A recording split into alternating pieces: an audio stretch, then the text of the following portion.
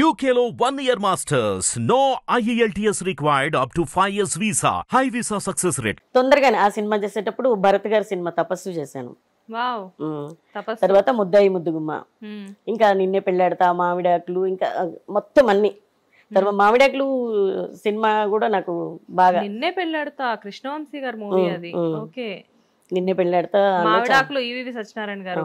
ఇండస్ట్రీలో ఉన్న top directors అందరితో మీరు వర్క్ చేశారు. మామిడాకులకి ఫస్ట్ డే వెళ్ళినప్పుడు అందరూ భయపెట్టారు, ఈవి గారు కొట్టేస్తారు, తిట్టేస్తారు, ఆయనకి అనుకున్నట్టు రాకపోతే. అంటే నేను నాకు వెళ్ళటమే ఆయన ఒక మలయాళీ మ్యాగజైన్ లో ఒక పిక్ ఇచ్చారు నాకు. ఆ పిక్ ఇచ్చి నాకు అమ్మాయి మిస్ ఇండియా గెటప్ యాస్టీస్ ఇలా రావంటారు. ఇప్పుడైనా మీరు మామిడాకుల సినిమా ఉన్నప్పుడు క్లిప్పింగ్ చూడండి. రచన కాకుండా వేరే హీరోయిన్ ఉంటారు రామ్దా హోటల్లో. అది అక్కడ అప్పట్లో గంటకి 30,000 40,000 అనమాట షూట్ కి.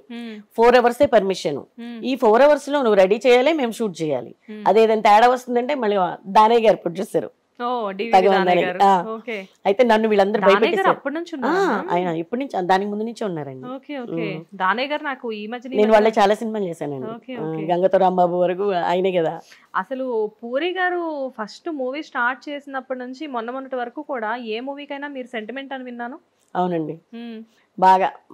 చిరుత, దేశముదురు, పోకిరి, అమ్మ నాన్న తమిళమే. ఆయన కొత్త హీరోస్ ఆల్మోస్ట్ ఎంతమందిని ఇంట్రొడ్యూస్ చేశారో అంతమందికి నేను చేశానండి ఫస్ట్. పూరి గారు అంటే పూరి గారికి ఇంకా మీరు పర్సనల్ అనుకోవచ్చా? ఆయన ఒక దేవుడు, ఒక అన్న, ఒక ఫ్రెండ్, దేవుడు అన్ని. ఎలా ఉంటారు అసలు పూరి గారు? అంటే జనరల్ గా పూరి గారు మాకు తెలిసినంత వరకు ఏంటంటే చాలా ప్రాక్టికల్ మెంటాలిటీ అని చెప్పేసి అంటూ ఉంటారు. మీనంటే ఆయన చూస్తాము, కొటేషన్స్ వింటాము ఆయనవి. నేనైతే సార్ని ఎప్పుడు కుదురుతుందో తెలియదు, కానీ నేను ఇక్కడికి వచ్చేసి ఆ టైంకి ఆయన ముంబై షిఫ్ట్ అయిపోయారు. సో జనరల్ గా అసలు పూరి సార్ ఎలా ఉంటారు? ఎందుకంటే మీరు చాలా లాంగ్, మీ ఇద్దరిది చాలా లాంగ్ లాస్టింగ్ రిలేషన్షిప్. బాగా. పూరి గారు ఏంటి, వాళ్ళ వైఫ్ కూడా అండి, లావణ్య గారు బంగారం. అంటే మామూలుగా ఒక ఇంట్లో వైఫ్ హస్బెండ్ 100% బాగుంటారు, ఒక 70-80% వైఫ్ కానీ హస్బెండ్ కానీ తేడా ఉంటారు. కానీ వాళ్ళకి దేవుడు నిజంగా ఇద్దరు 100% బంగారం. ఎవరికైనా ప్రాబ్లం వచ్చిందంటే వాళ్ళు వచ్చి అడగక్కర్లేదండి, వీళ్ళు ఎదురెళ్ళి పెట్టేసి వస్తారు. ఒకళ్ళు లేకపోయినా అప్పు చేసైనా వాళ్ళ ప్రాబ్లం సాల్వ్ చేస్తారు. బయట పెట్టరు, మేము ఇది చేసాం, మేము అది చేసామని. మళ్ళీ పాప ఎవరికి ఏది చెప్పుకోరు, ఆవిడ చాలా చేస్తారు. లావణ్య గారు సార్ అయినా మేడం అయినా, ఇప్పుడు మేము అక్కడ వర్క్ చేస్తున్నాం కనుక సార్ మాకు చేయడం వేరు, ఆవిడ వైఫ్, ఆవిడ మాకు చేయాల్సిన అవసరం లేదు, అయినా ఆవిడ కూడా హెల్ప్ చేస్తారు. మా ఇంట్లో పెళ్లిళ్ళున్నా ఏదున్నా నా సొంత ఫ్యామిలీ మెంబర్స్ కంటే కూడా ఆవిడ నిజంగా ఎప్పుడు ఎక్కడున్నా బాగుండాలి. పిల్లలైన ఆవిడైనా దేవుడు వెంకటేశ్వర స్వామి అమ్మవార్ల వల్ల వాళ్ళ ఫ్యామిలీ ఎప్పుడు బాగుండాలని కోరుకుంటా. పిల్లలైతే సాటర్డే సండే వస్తే మా ఇంట్లోనే ఉండేవాళ్ళు. బాగా చిన్న పిల్లలు 3rd 4th నుంచి బాగా. సారైనా మేడం అయినా అసలు ఓమ్మ తల్లి రా, ఏం చేస్తున్నావు, బోర్ కొడుతుంది వచ్చేయని పిలిచేవాళ్ళు. సారైనా మేడం అయినా షూటింగ్ లేకపోయినా అక్కడే ఉండేదండి. ఆఫీసు ఇల్లు ఎప్పుడు అక్కడ. అంటే ఇక మాకు మార్నింగ్ లేసామంటే నైట్ వరకు అదే మాకు ప్రపంచం. అంటే నిజంగా కాలేజ్ లైఫ్ ఇలా ఉంటుందని నాకు తెలీదు. నేను కాలేజ్కి వెళ్ళలేదంటే 10th వరకే చదివాను. పూరి గారి లొకేషన్లో ఉన్న ప్రతి మెంబరు డైలీ కాలేజీకి వెళ్తున్న ఫీల్డ్లోనే ఉంటారు. ప్రతి ఒక్కళ్ళు మళ్ళీ నాది వర్క్ అన్నట్టు ఫీల్ అయ్యి వర్క్ చేస్తారు. అందరూ అలా ఉంటారు, ఆయన అలా చూసుకుంటారు. ఓకే, ఎంత పెద్ద డైరెక్టర్ అయినా కానీ అంటే ఒక కొటేషన్ ఉంటుంది, ఎంత ఎదిగినా ఒదిగుండాలి అని చెప్పేసి. సో పూరి గారు అనే వాళ్ళు ఇండస్ట్రీకి వచ్చిన తర్వాత ఆయనతో పాటు వర్క్ చేసిన చాలా మంది టెక్నీషియన్స్ కానివ్వండి, ఆయన ఇంట్రడ్యూస్ చేసిన వాళ్ళు కానివ్వండి, చాలా మంది ఆర్టిస్టులు మాకు చెప్పింది ఏంటి అంటే, ఒక్క జగ్గు అంటారు కదా చాలా మంది, ఇండస్ట్రీకి వచ్చిన డే 1 ఎలా ఉన్నాడో డబుల్ స్మార్ట్ చేసినప్పుడు కూడా అదే జగ్గు ఉన్నాడు, జగ్గులో ఎటువంటి మార్పు రాలేదు అని చెప్పేసి అంటారు. ప్రపంచం మారుతుంది కానీ ఆయన అలాగే ఉన్నారు. ఓకే, అంతే. కాకపోతే గట్టిగా దెబ్బలు తింది కూడా ఇండస్ట్రీలో ఆయనే కదా. బాగా సంపాదించింది ఆయన, డైరెక్టర్స్ లో బాగా పోగొట్టుకుంది కూడా ఆయనే అని చెప్పేసి అంటారు. అది నిజమేనా? నిజమే. అంటే కొంత ఫ్రెండ్స్ నమ్మి ఎక్కువ నమ్మేసేయడం వల్ల కొంచెం, అంటే అందరూ మన వాళ్ళే అనుకుంటారు, ఎవరో ఒకళ్ళు దెబ్బ కొడతా ఉంటారు కదా. నమ్మితేనే కదా ఈజీగా మోసం చేయగలుగుతారు. నమ్మే వాళ్ళు అంటే మోసపోయే వాళ్ళదే తప్పు అని చెప్పేసి అంటారు ఎప్పుడైనా, కానీ నమ్మించడం మోసం చేయడం కాదంట తప్పు. ఇప్పుడు ప్రెసెంట్ ట్రెండ్ అదే. మోసగించేవాడు తెలివైన వాడు, మోసపోయిన వాడు బుద్ధిమంతుడు, అంతే. ఓకే. కానీ మీ ఇంట్లో జనరల్‌గా ఏంటంటే మీరున్న ఫ్యామిలీలో యాక్చువల్‌గా నాకు తెలుసు మీది ఆర్థోడాక్స్ ఫ్యామిలీ అని చెప్పేసి. సో, మీ ఫ్యామిలీ నుంచి బయటకొచ్చేటప్పుడు ఒక ఇండస్ట్రీ అనేసరికి జనరల్‌గా ఇప్పటికీ కూడా ఇండస్ట్రీ అనేసరికి చాలా రూమర్స్ ఉంటాయి. అఫ్‌కోర్స్ మీ ఇంట్లో ఉన్న వాళ్ళందరూ ఆర్టిస్టులే. అదేంటో అనేది నిజం మీకు తెలుసు. కాకపోతే ఒక ఊరు నుంచి వచ్చేటప్పుడు ఇంట్లో వాళ్ళు ఎలా యాక్సెప్ట్ చేశారు కొన్ని మిమ్మల్ని? రోజులు నేను సినిమా ఫీల్డ్‌లో వర్క్ చేస్తానని చెప్పేదాన్ని కాదు. చెప్పలేదా? అప్పట్లో కొంచెం కామెంట్ చేసేవాళ్ళు, సినిమా ఫీల్డా, సినిమా వాళ్ళ ఎందుకంటే ఏ సంక్రాంతికో దసరాకో ఇంటికెళ్తే అవును, ఆటోమేటిక్ గా ఈ అమ్మాయి సినిమాల్లో ఉందంట అని చెప్పేసి అంటే మాట్లాడుకునే వాళ్ళు మేము తెర వెనుక ఉంటాం కనుక పెద్దగా తెలియదు, తర్వాత తెలుసు. ఇప్పుడు అందరికి కొంచెం అప్డేట్ అయిపోయారు కనుక ఇప్పుడు అంత చదువుకున్న వాళ్ళు, బాగా ఆలోచించేవాళ్ళు, మంచి ఫ్యామిలీస్ నుంచి అందరూ వర్క్ చేస్తున్నారు. ఇప్పుడు టెక్నీషియన్స్ అయింది.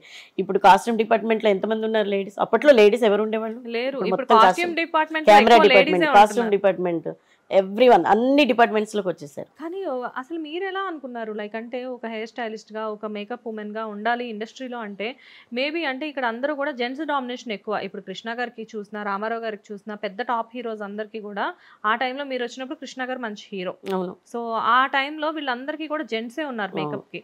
కానీ మీరు ఒక లేడీ, మీరు ఇండస్ట్రీకి వచ్చి అసలు ఎలా సక్సెస్ అవుతా అంటే నేను మూవీస్ కి హెయిర్ స్టైల్స్ కదా, మేకప్ లేదు. అనుకున్నారు? మేకప్ అంటే ఎప్పుడైనా ఫారెన్ వెళ్ళినప్పుడు సాంగ్స్ లో ఏదైనా అవసరం అయితే హెల్ప్ చేస్తాం కానీ మేకప్ అయితే లేదు. మూవీస్ కి, సీరియల్స్ కి అంతా మేకప్, హెయిర్ ఉండేది. సినిమాలకన్నీ హెయిర్ స్టైల్స్. ఆలీ గారికి ఆల్మోస్ట్ లేడీ గెటప్స్ ఎన్ని సినిమాల్లోనే, మోస్ట్లీ చాలా సినిమాలు నేనే చేశాను. నచ్చిమి బాబు మోహన్ గారికి చేశాను, మా బ్రహ్మానందం గారికి చేశాను, ఇట్లా వినీత్ గారికి చేశాను. చాలా మంది ఆర్టిస్టులకి లేడీ గెటప్ అంటే ఫస్ట్ నేనే వెళ్ళేదాన్ని. వావ్. వినీత్ గారికి ఏ మూవీ? ప్రేమ పల్లకి. ప్రేమ పల్లకి. ఓకే. అట్లా చాలా సినిమాలు లేడీ గెటప్స్ ఉండేవన్నీ మోస్ట్లీ నేనే చేసేదాన్ని అందరికి.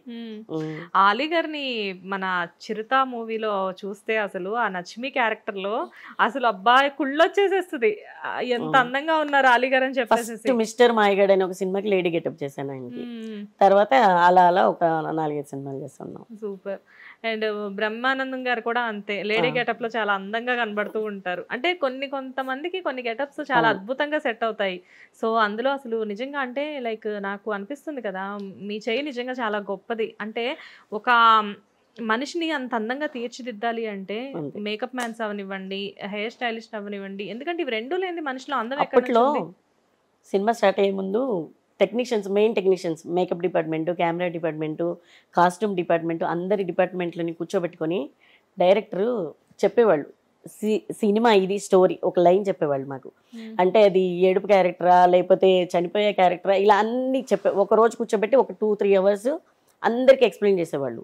దాన్ని బట్టి సినిమా మొత్తం వీళ్ళకి ఎలా ఉంటే బాగుంటుంది, సిచ్యువేషన్ పరంగా ఏం చేస్తే బాగుంటుంది అనేది అలా ఫాలో అయ్యేవాళ్ళం. మీకు ఒక చిన్న ఎగ్జాంపుల్ చెప్తాను. అమ్మ 1వ తారీఖు షూటింగ్ చేస్తా ఉంటే బాంబే నుంచి వాళ్ళ హెయిర్ డ్రెస్సర్ వచ్చారు. ఈవీవి గారు ఏంటంటే ఎవరిని ఒప్పుకోరు, లోకల్లో మన వాళ్ళు ఉన్నారు, మన వాళ్ళే చేయాలని. ముంతాజీ అక్కడి నుంచి తెచ్చుకుంటే 3 days తిండికి లేని క్యారెక్టర్ కట్టెల పొయ్యి మీద వంట చేస్తూ ఉంటుంది. ఫుల్ కర్ల్స్ పెట్టుకొని టాంగ్తో మంచి హెవీగా రెడీ వచ్చింది, పఫ్ పెట్టుకొని హైట్ పెట్టుకొని వస్తే ఈవీవి గారు మైక్లో ఉషాని గట్టిగా సార్. నేను ఫస్ట్ వెళ్ళి చెప్పాను, ఇది కాదమ్మా లుక్, ఇలా కాదు, బాగుండదురా, కొంచెం న్యాచురల్గా నువ్వు మామూలుగా హెయిర్ ఇలా అనుకొని ముడేసుకొని వెళ్ళిపో, బాగుంటుంది అని చెప్పాను. నేను ఉషా దీది ఐసవన్ అంది. ఓకే అన్న. ఎలాగైనా ఆయన పెట్టిన కాక నేను ఎక్కడ కింద ఉందని పైకి పరిగెత్తుకెళ్ళా. వెళ్తే ఏంటిది ఇలా తయారు చేసామని చెప్పి ఇంకా తెలుగులో ఆయన ఉన్న బూత్లోనే తిట్టేశారు. తిడితే 2 నిమిషాలు కప్పించండి, నేను కాదు సార్ బాంబే నుంచి, దానికి అర్జెంట్గా బస్ టికెట్ వేసి పంపించేయండి అన్నాడు. ఇంట్లో 3 రోజులు తిండికి లేనప్పుడు ఎలా ఉంటావు, అలా చేయండి. మళ్ళీ వెంటనే మార్చేసామన్నమాట. అలా వాళ్ళు ముందు మనకి అన్ని ఎక్స్ప్లెయిన్ చేస్తారు కనుక మనకి ఏ సీన్కి ఎలా ఉంటుంది అనేది ముందే తెలిసిపోద్ది. ఇప్పుడు అలా లేదులేండి. అదే సెట్లోకి వచ్చే వరకు ఏం డ్రెస్ వేస్తారో తెలీదు, ఎలా రెడీ అవుతారో తెలీదు, ఏముంటుందో తెలీదు.